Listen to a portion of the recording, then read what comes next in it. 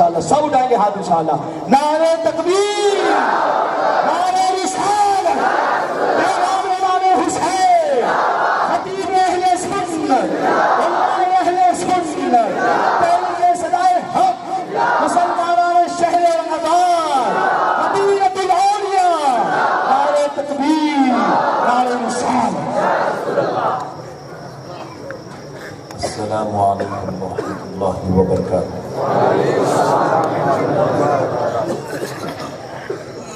الحمد لله الحمد لله رب العالمين،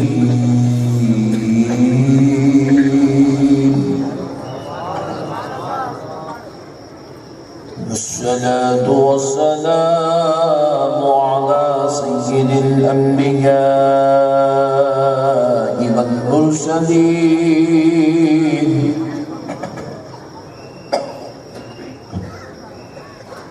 وعلى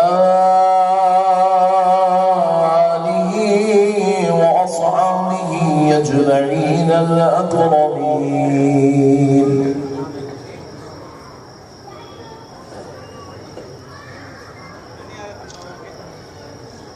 أشهد أن لا إله إلا الله وحده لا شريك له، وأشهد أن سيدنا ونبينا ومولانا محمدا عبده ورسوله.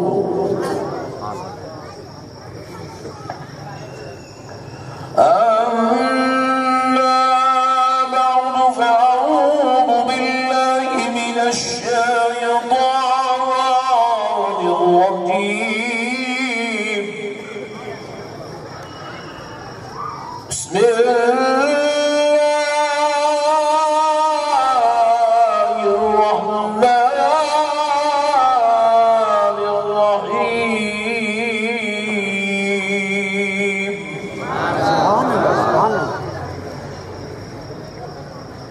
إنما يريد الله ليذهب عنكم الرجس أهل البيت ويطهركم تطهيرا.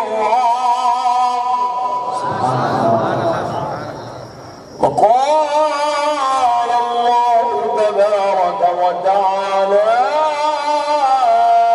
في القرآن المجيد: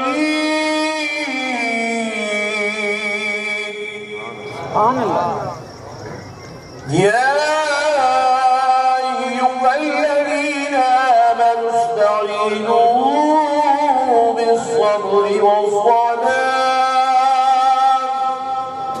إن الله مع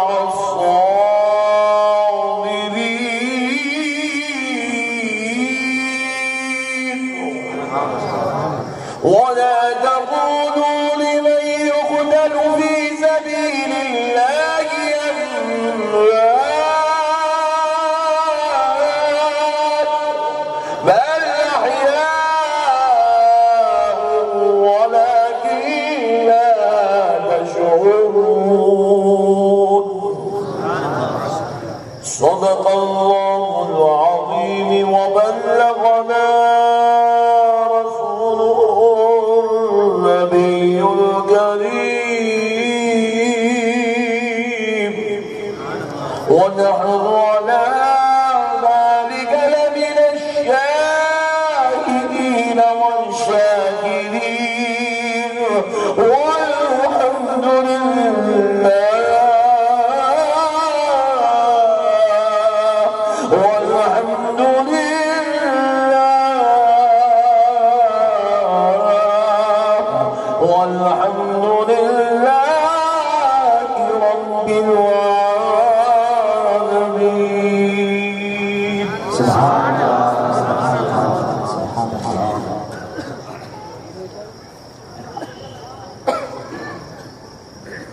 محترم سامعین اکرام،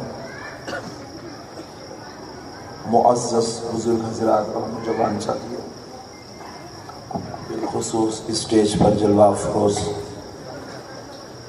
جلیل القدر علماء اکرام، خطباء عظام، نعت خواہ حضرات، دانشوران قوم و ملت، محبان اہل سنت، غلامان اہل بیت، عاشقان غوث اعظم و غریب نواز، یہ اللہ رب العزت کا بہت ہی بڑا احسان عظیم ہے کہ آج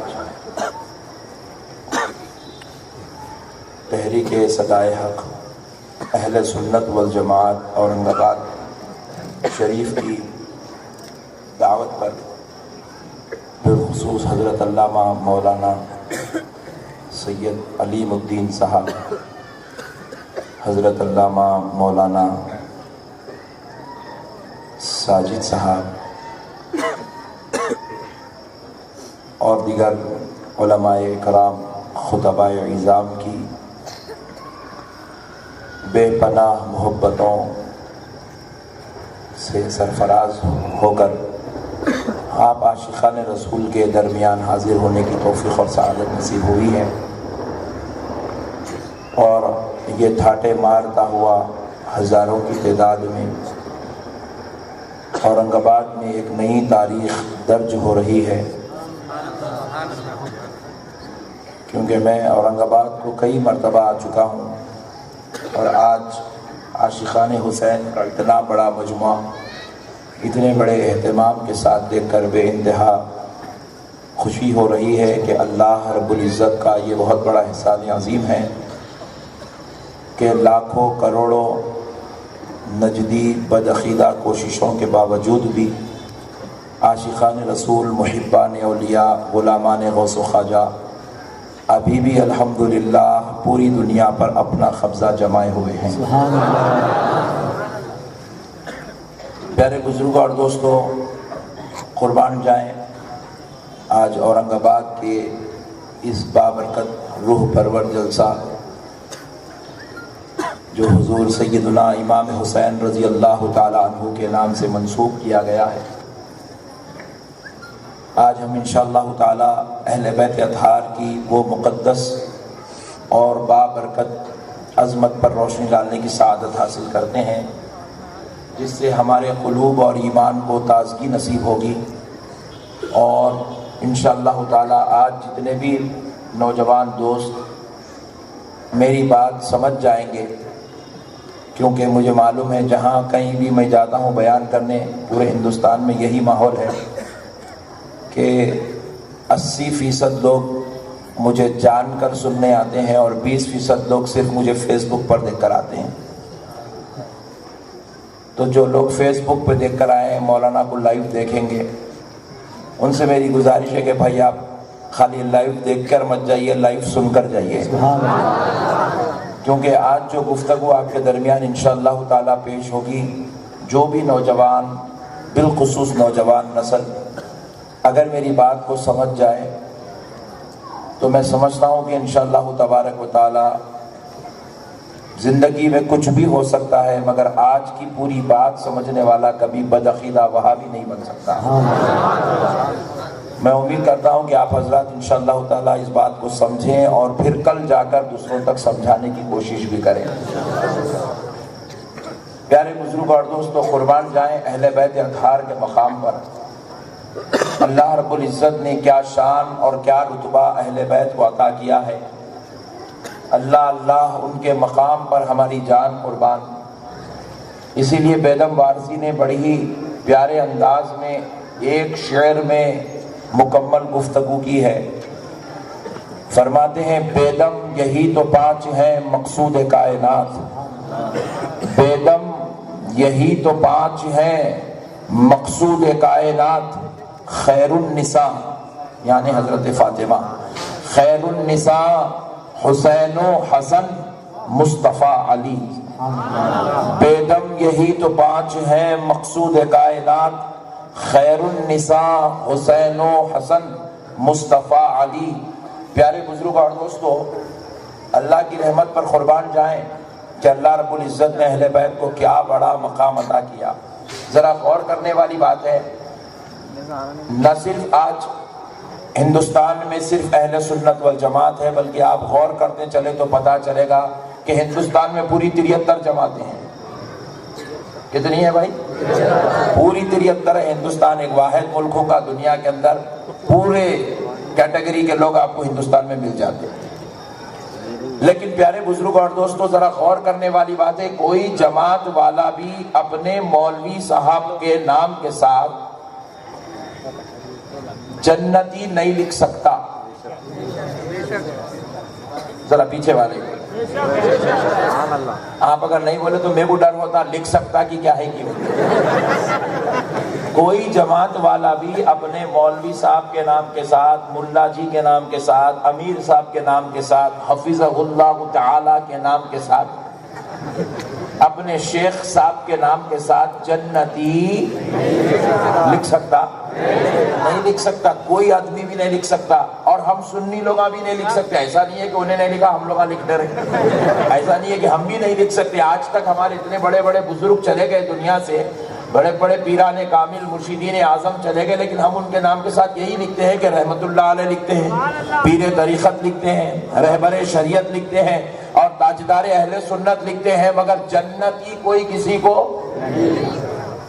نہیں لکھ سکتا۔ کوئی بیٹا اپنے باپ کو جنتی نہیں لکھ سکتا، کوئی مرید اپنے مرشد کو جنتی نہیں لکھ سکتا، کوئی آدمی اپنے امیر صاحب کو جنتی نہیں لکھ سکتا، کوئی سعودی والا اپنے شیخ صاحب کو جنتی نہیں لکھ سکتا۔ مگر پیارے بزرگ اور دوستو، ذرا غور کرنے والی بات ہے، یہ جنتی کیوں نہیں لکھ سکتا؟ اس لیے نہیں لکھ سکتا کیونکہ یہ جنتی ہونے کا فیصلہ اللہ نے قیامت کے دن کے لیے اٹھا کے رکھا ہے۔ کون جنتی ہوگا یہ فیصلہ اللہ کرے گا، کون جہنمی ہوگا یہ فیصلہ اللہ کرے گا۔ یہ فیصلے بندوں کے اختیار کی بات نہیں ہے۔ جنتی اور جہنمی ہونے کا فیصلہ اللہ بروز محشر کرے گا۔ بروز محشر کے لیے اللہ نے اس فیصلے کو اٹھا کر رکھا ہے کہ جنتی کون ہوگا، جہنمی کون ہوگا۔ کوئی دنیا میں کسی کو جنتی نہیں بول سکتا ہے، علامہ تو بول سکتا ہے، جنتی نہیں بول سکتا۔ مفتی صاحب تو بول سکتا ہے، جنتی نہیں بول سکتا۔ علامہ تو بول سکتا ہے، حضرت قبلہ تو بول سکتا ہے، حضرت جی تو بول سکتا ہے، مگر جنتی نہیں بول سکتا۔